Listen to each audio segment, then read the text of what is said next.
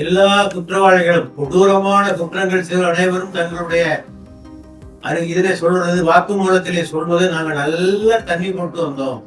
இவ்வளவு பெரிய பொழுது உன்னால எப்படா செய்ய முடியுது என்று கேட்டா தண்ணி போட்டு வந்தோம்.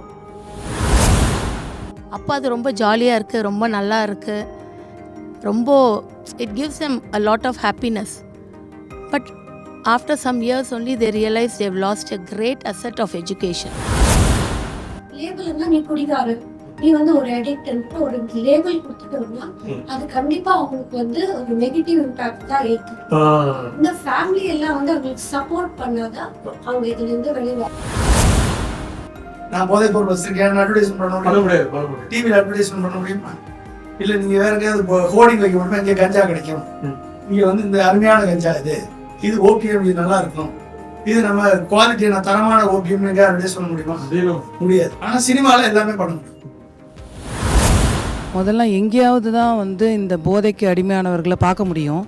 இன்றைக்கி பக்கத்து வீடு அந்த டெனன்ஸு அவங்க வீட்லேயும் இது போன்ற நிகழ்வுகளை கண்கூடாக பார்க்குறோம்.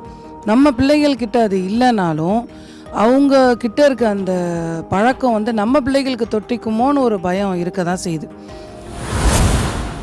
ஃபெமினிசம்ல நிறைய இருக்கு, நான் படிக்கலாம், அது ஃபெமினிசம். நான் பேசுகிறேன், இது ஃபெமினிசம், இது ஓகே. நான் ஏன் குடிக்கணும்? அது ஃபெமினிசமே கிடையாது. இப்போ ஒரு பையன் குடிச்சா தப்புனா பொண்ணு குடிச்சா கூட தப்பு. அது என்ன ரைட்டுன்னா சொல்லவே முடியாது. நான் above 18, ஆனால் மூவிஸில் அப்போ தான் காமிக்கிறாங்க. ஒரு பொண்ணு போல்டாக இருக்கணும்னா, கான்ஃபிடென்ட்டாக இருக்கணும்னா குடிக்கணும் தான் சொல்கிறாங்க.